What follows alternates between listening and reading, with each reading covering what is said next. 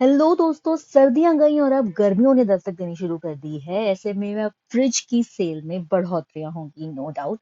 मैंने पिछले से पिछले समर से एक ऐसा ही फ्रिज लिया था जो कि लुक्स वाइज सुपर स्टाइलिश था और मेरी सारी रिक्वायरमेंट्स को कंप्लीट कर रहा था। And that is none other than Whirlpool 260 litre frost free multi door refrigerator. पहले ना डबल डोर फ्रिजेस को अच्छा माना जाता था, वहीं अब ट्रिपल डोर फ्रिज उसी बजट में आने लगा है, जो कि एक आम आदमी की जेब के लिए ना बहुत बड़ी राहत हो गया है।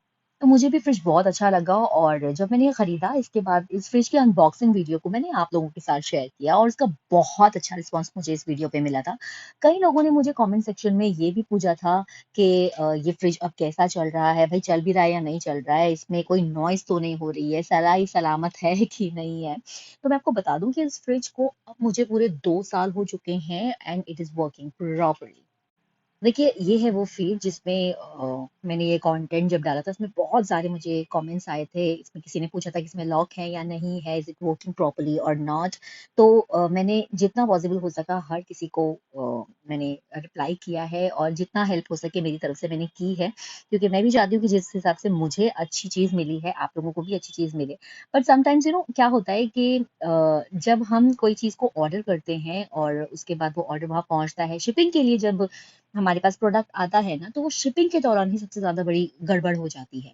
मैं शायद इस मामले में बहुत ज़्यादा लकी रही कि जब ये शिप हुआ, तो उस वक़्त कोई उठा-पटक या फिर उसमें इस चीज़ में कोई खराबी नहीं आई।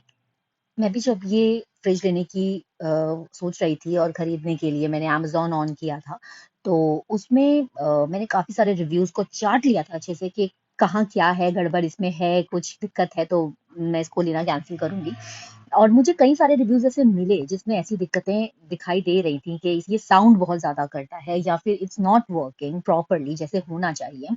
लेकिन मैंने फिर भी एक रिस्क उठाया और हाँ, ये ऑनलाइन चीज़ें तो ना यार रिस्क में मिलती हैं, बट ये मेरा